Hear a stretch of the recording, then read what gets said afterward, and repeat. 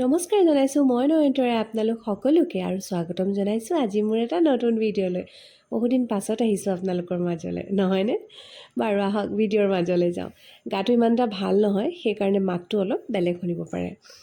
20 জুনৰ দিনাখন সমগ্ৰ অসমতে ৰাভা দিৱস উদযাপন কৰা হৈছিলে আৰু আমাৰ বিদ্যালয়তো সেইদিনাখন ৰাভা দিৱস পতা হয়। ৰাভা দিৱস উপলক্ষে কণ কণ ছাত্ৰ ছাত্ৰীসকলৰ মাজত ছবিৰ প্ৰতিযোগিতা কৰা হয়। এয়া হৈছে আমাৰ অংকুৰ আৰু প্ৰাক প্ৰাথমিক শ্ৰেণীৰ কণ কণ ছাত্ৰ ছাত্ৰীসকল। কিমান আগ্ৰহ সিহঁতৰ! ৰাভা দিৱস বুলি আগদিনাখনৰ পৰা এটা গীতো ধুনীয়াকৈ গাইছে। যিহেতু আমাৰ বিদ্যালয়ত গোট পৰীক্ষাসমূহ হৈ আছে, গতিকে ডাঙৰ ছাত্ৰ ছাত্ৰীসকলে কোনো ধৰণৰ প্ৰস্তুতি আগতীয়াকৈ চলাব নোৱাৰিলে। তেওঁলোকে নিজে ঘৰতে শিকি আহিছে আৰু আহি পিছদিনাখন অনুষ্ঠানত ভাগ লৈছেহি। আহক তেনেহ'লে আজি ভিডিঅ'টো আৰম্ভ কৰিছোঁ আৰু আমাৰ বিদ্যালয়ত ৰাভা দিৱস কিদৰে পতা হৈছিলে তাৰে কিছু আভাস আপোনালোকৰ আগত দাঙি ধৰিছোঁ।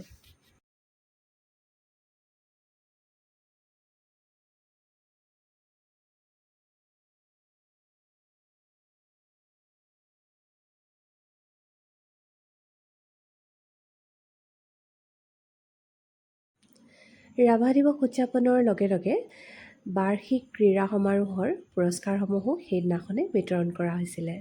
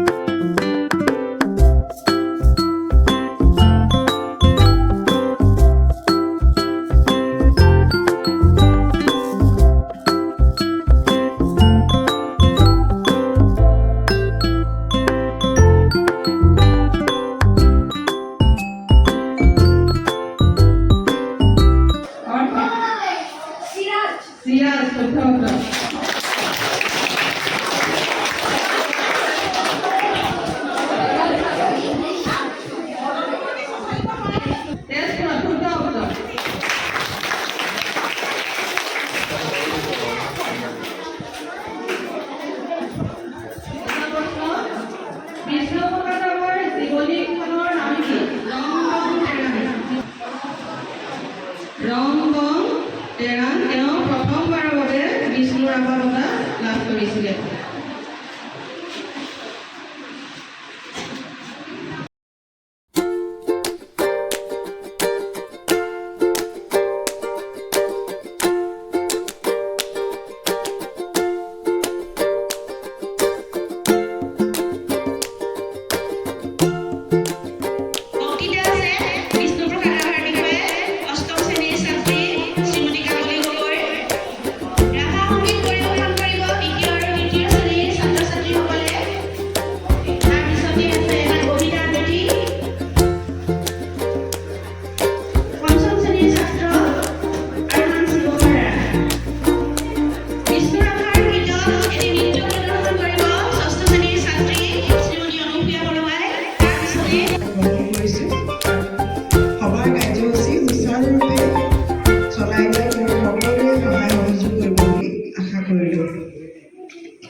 এতিয়া আছে এটা আৰম্ভণি গীত পৰিৱেশন কৰিব অংকুৰ আৰু প্ৰাক প্ৰাথমিক শ্ৰেণীৰ ছাত্ৰ ছাত্ৰীসকলে।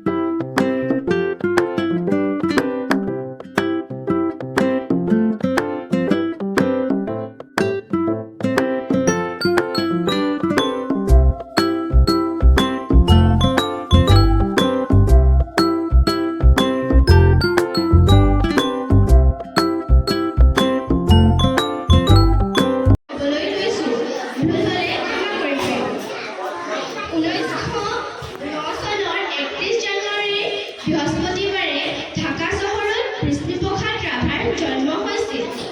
তেখেতৰ পিতৃৰ নাম গোপাল চন্দ্ৰ ৰাভা আৰু মাকৰ নাম কেথি ৰাভা। বিষ্ণুপ্ৰসাদ ৰাভা মৰমতে সকলোৱে ফুটু বুলি মাতিছিল। শিক্ষা জীৱন: বিষ্ণুপ্ৰসাদ ৰাভা 5 বছৰ বয়সত পঢ়াশালীত নাম লগাই দিয়ে। বিষ্ণুপ্ৰসাদ ৰাভাই প্ৰাথমিক শিক্ষা ঢাকা চহৰত আহৰণ কৰিছিল। হাইস্কুলীয় শিক্ষা তেজপুৰত আৰু 1926 চনত হাইস্কুলৰ পৰা জিলাৰ ভিতৰত প্ৰথম হৈ প্ৰৱেশিকা পৰীক্ষা পাছ কৰি কুইন এম্প্ৰেছ পদক লাভ কৰিছিল। বিষ্ণুপ্ৰসাদ ৰাভা এগৰাকী সুনিপুণ নৃত্যশিল্পী, বাদ্যশিল্পী, নাট্যকাৰ, সুদক্ষ অভিনেতা, খেলুৱৈ, নিবন্ধকাৰ, সুগায়ক, গীতিকাৰ আৰু সুৰকাৰ আছিল। 1939 চনত তেখেত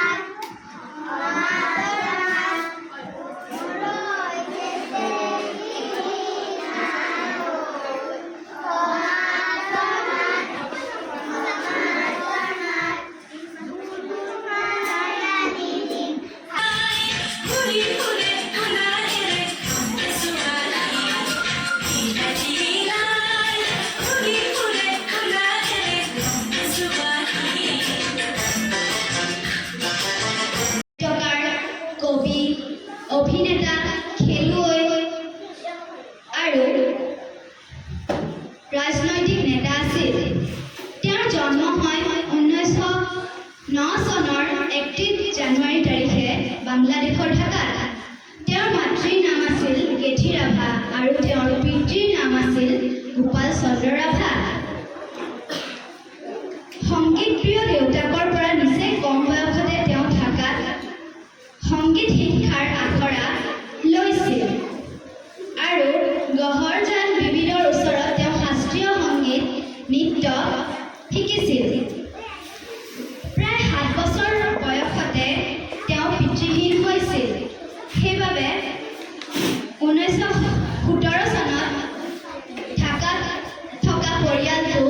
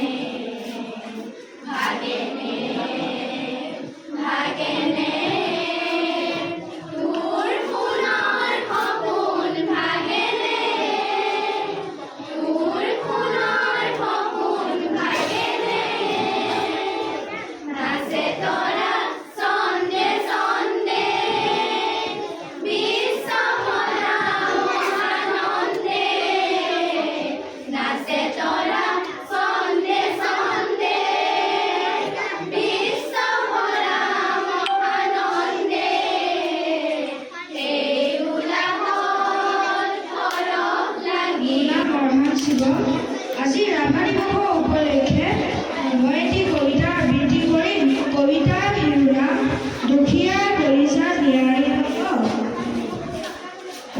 কবি বিষ্ণুপ্ৰসাদ ৰাভা।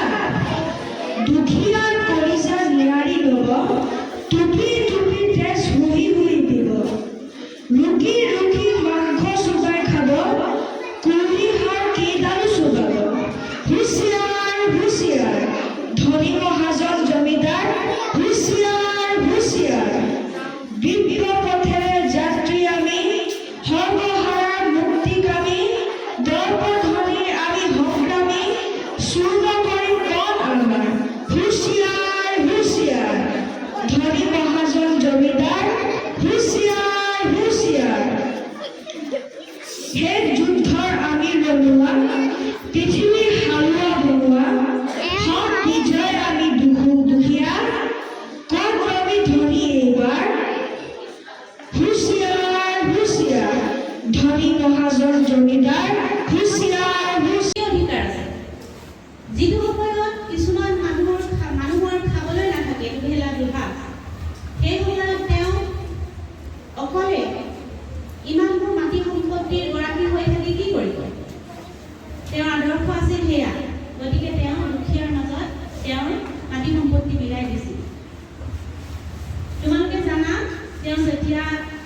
জন্ম হৈছিল, তেওঁ যেতিয়া পঢ়া শুনা কৰি আছিল তেতিয়া আমাৰ ভাৰতত শাসন কৰি আছিল ইংৰাজসকলে।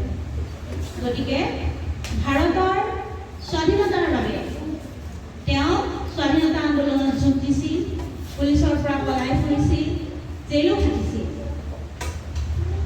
তাৰপিছত ভাৰত স্বাধীন হ'ল, কিন্তু ভাৰত স্বাধীন হোৱাৰ লগে লগে আমাৰ ভাৰতৰ যিসকল মানুহ, সাধাৰণ মানুহ, সেই সকলোৰে সমস্যা কিন্তু সমাধান নহ'ল। আগতে তেওঁলোক ব্ৰিটিছৰ অধীনত আছিল, এতিয়া তেওঁলোক ভাৰতীয়ৰ অধীনত আছে, কিন্তু তেওঁলোকৰ যিখিনি সাধাৰণ মানুহ, দুখীয়া মানুহ আছিল, তেওঁলোকৰ সমস্যা একেই থাকিল। তেওঁলোকে তেতিয়াও সাৰভঙা পৰিশ্ৰমৰ অন্ততো ভালকৈ খাবলৈ পোৱা নাছিল। তাৰ মূল কথাটোৱে হ'ল যে সাধাৰণ মানুহৰ হাতত সিমান সা সম্পত্তি নাছিল আৰু নতুনকৈ নিৰ্মাণ হোৱা এখন দেশত চৰকাৰেও সকলোকে চাকৰি দিব পৰা নাছিল। গতিকে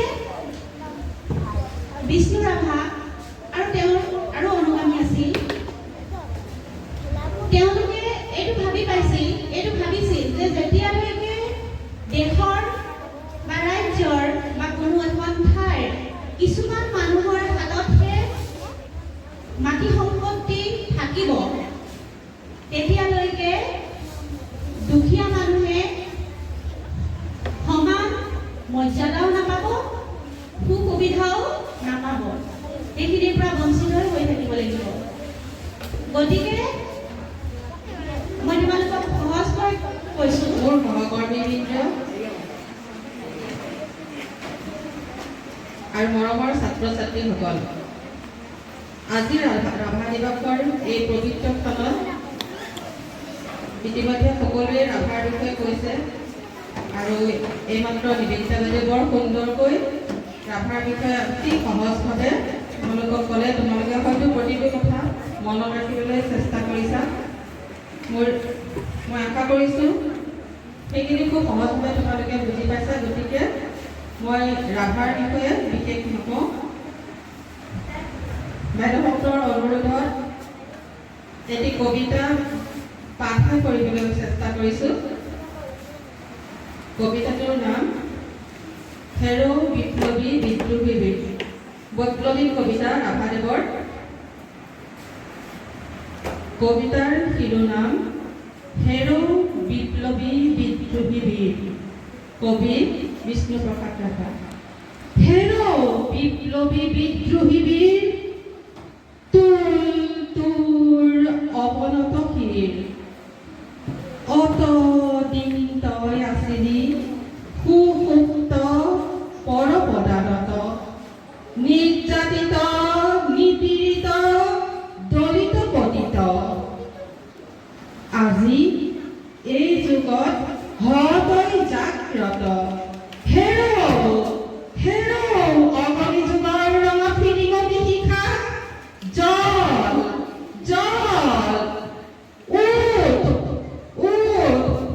আন কাঢ়ি ৰুদ্ৰ কপালৰ ৰক্ত চন্দ্ৰকলা দেখা, তুলিল সৌ কৰালি কালিৰ ভীম ভয়ংকৰ খৰ্গ।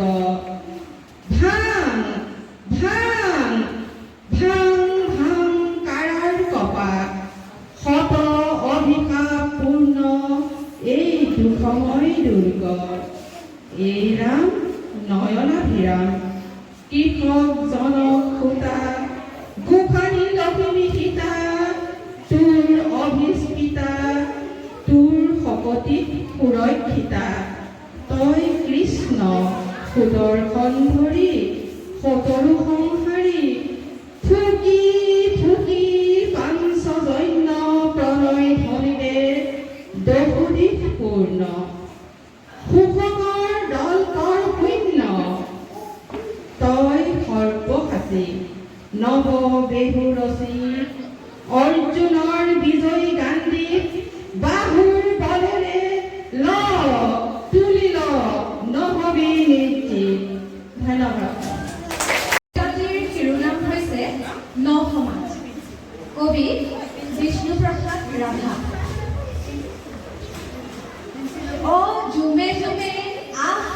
ৰাহুল আহ বনোৱাৰ দল ন পোহৰৰ জিলিক সানি যাওঁ আগুৱাই যুগমীয়া হাঁচতীয়া যা জাৱৰি মলি চিকুনাই যাওঁ গা জোকাৰি দেহাৰ পুৰণি তুলি নতুন সাজত নতুন ভাৱত ন ধৰাত উজলি আগুৱাই যাওঁ লগৰীয়া দেখুৱাওঁ গাৰ্বত মুকুটিৰ পথ পোহৰাই যাওঁ আগবাঢ়ো বল বল শাৰী শাৰী পজা বাৰী লাখে লাখে খাল নীলগৰ পিতনিটোৰ পিঠ খোৱা জঞ্জা আলান্ধু কলীয়া ধূলাৰে ৰান্ধো ভাত চাফ কৰি ভাত সাজি আলি বাট দেখুৱাওঁ গাৰ্বত আহ অ সমনীয়া ন সমাজ গঢ়ো ধন্যবাদ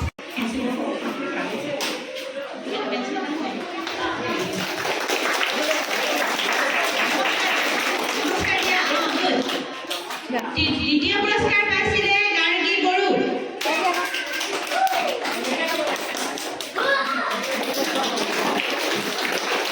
তৃতীয় পুৰস্কাৰ পৰিস্মিতা গগৈ ক'ত আছে পৰিস্মিতা আহিছেনে অঁ এইজনী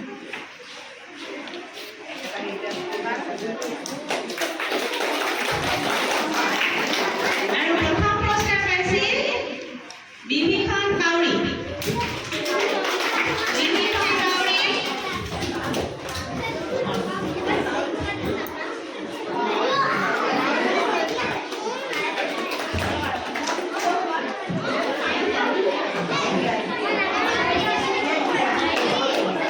এতিয়া ভাস্কৰ দিহিঙীয়া ইয়াৰ পিছত ডাঙৰখিনি অলপ দেৰি পিছত ল'বা দেই পুৰস্কাৰ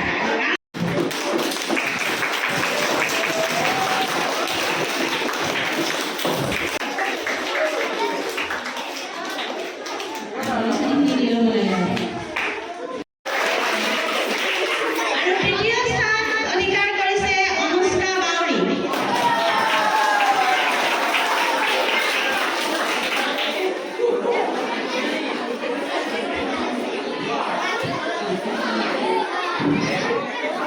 প্ৰথম স্থান লাভ কৰিছে বিভীষণ নায়ক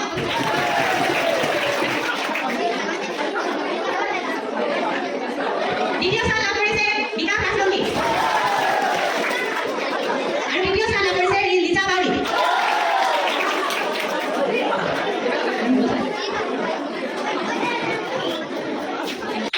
এনেদৰে সুন্দৰকৈ ৰাভা দিৱস 20 তাৰিখে বিদ্যালয়ত উদযাপন কৰা হ'ল সকলো অনুষ্ঠান শেষ হোৱাৰ পাছত ছাত্ৰ ছাত্ৰীসকলক বাৰ্ষিক ক্ৰীড়া সমাৰোহৰ বঁটাসমূহ প্ৰদান কৰা হ'ল ইয়াত মই কিছুমান ফটোহে এড কৰি দিছোঁ সকলোবোৰ ফটো ইয়াত এড কৰি দিয়া একেবাৰে সম্ভৱ নহয় ভিডিঅ'টো বহুত বেছি দীঘলীয়া হৈ যাব ছাত্ৰ ছাত্ৰীসকলৰ মাজত ইমানবোৰ প্ৰতিভা সোমাই আছে আৰু তেওঁলোকে আমাৰ বিদ্যালয়ত হোৱা বিভিন্ন ধৰণৰ অনুষ্ঠানসমূহত ভাগ লৈ পিনে তেওঁলোকৰ নিজৰ প্ৰতিভাসমূহ আমাৰ আগত দেখুৱাব পাৰিছে আৰু দিনে দিনে তেওঁলোকে আগতকৈ ভাল হৈ যাবলৈ ধৰিছে আৰু তেওঁলোকে বিদ্যালয়ত দেখুওৱা এই সুন্দৰ তেওঁলোকৰ যি নিজৰ নিজৰ প্ৰতিভা এই প্ৰতিভাসমূহে পাছলৈ তেওঁলোকক যেতিয়া ডাঙৰ শিক্ষানুষ্ঠানত যাব তাত বহুত বেছি সহায় কৰিব গতিকে এটা সুন্দৰ দিন আমি সকলোৱে পাৰ হ'লোঁ এখন দুখন ফটো আমাৰো এড কৰি দিছোঁ যিখিনি চেক চাই উঠিছিলোঁ আৰু শেষত এয়া হৈছে আমাৰ বিদ্যালয়ৰ কৰবী আণ্টি আৰু অৰ্চনা আণ্টি